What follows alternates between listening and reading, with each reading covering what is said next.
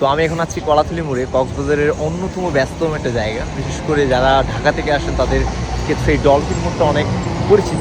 তো আপনি যদি এদিকে তাকান তাহলে এটা শহরমুখী রাস্তা, পাশাপাশি এটা টার্মিনাল থেকে আসে এবং এই পাশে পুরো মেরিন ড্রাইভ সড়ক, আপনি এদিকে মেরিন ড্রাইভে যেতে পারবেন। তারপরে পুরো অপোজিটে আছে আপনার সুতোর, অর্থাৎ চারদিকের এই চৌরাস্তার মোড়টি হচ্ছে আপনার ডলফিন মোড় বা কলাতলী মোড়।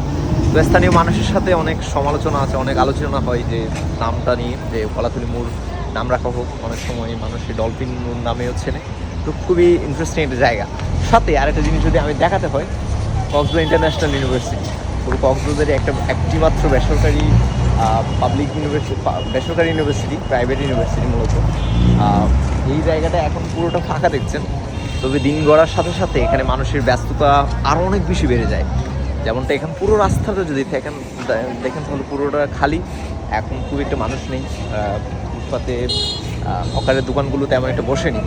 পরে এই রাস্তাটা একসময় ভরে যাবে কিছুক্ষণ পরে। আপনারা যারা কক্সবাজারে এসে র্যান বাইকে চলাচল করেন তাদের জন্য এই জায়গাটা হয়তো পরিচিত থাকতে পারে। অনেকগুলো যারা র্যান বাইকে ব্যবসা করে তারা এই জায়গাটা অনেক সময় তাদের গাড়িগুলো পার করে রাখে। তো খুব ইন্টারেস্টিং একটা জায়গা কলাতলী মোড়। যারা কক্সবাজারের মানুষ আছেন তাদের জন্য তো খুবই পরিচিত একটা জায়গা। ঢাকা থেকে যারা পর্যটক হিসেবে আসেন তাদের জন্য খুবই বলা যেতে পারে খুবই পরিচিত একটা প্লেস।